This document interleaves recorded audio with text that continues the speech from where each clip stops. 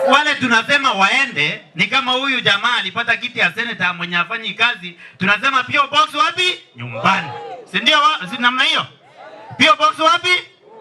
Nyumbani. Kwa sababu yeye haelewi kazi ya kuwakilisha kaunti kubwa kama hii. Kaunti ya naibu wa rais wa Kenya ni kazi kubwa. Anafaa wakilishe kaunti yake vizuri, tuongezewe pesa kwa ule mgao wa serikali, tuweze kupata pesa mingi, au MCAs wetu waweze kufanya kazi vizuri. Sasa tunaanza kupiga MCA wetu, tunataka kupiga hata gavana wetu, tunapiga. Sasa kama hatuna pesa, hata tukilia miaka ngapi, hakuna maendeleo itafanyika huku. Ule jamaa alishindwa na kazi.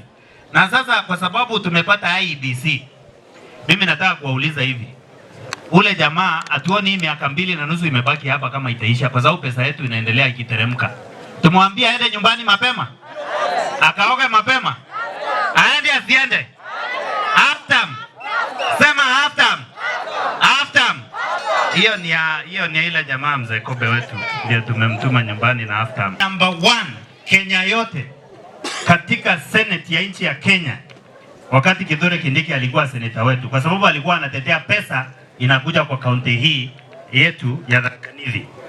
Kindiki aliacha financial year 2021-2022 Tharaka Nithi County ilipata mgao wa pesa kutoka serikali kuu.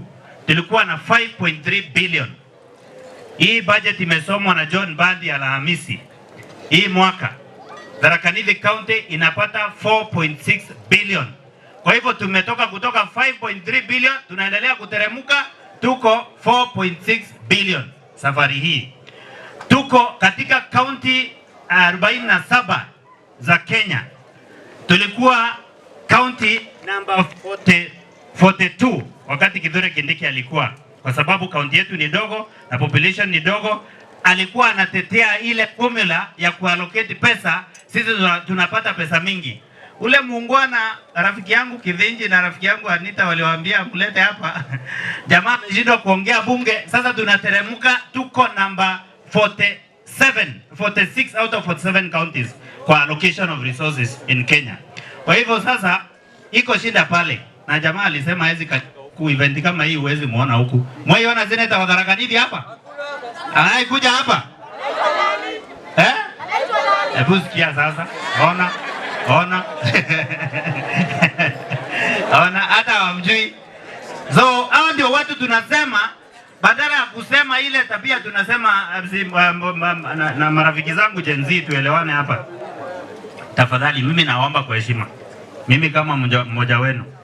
Hii maneno tunafanya hapa, kazi upangwa. Tunapanga namna hii. Hivi unaona Pato na Roko walipanga hapa. Tukapata kiti ya deputy president. Mnataka tuachilie kiti ya deputy president itoke huku tena? Tukae na hiyo kiti?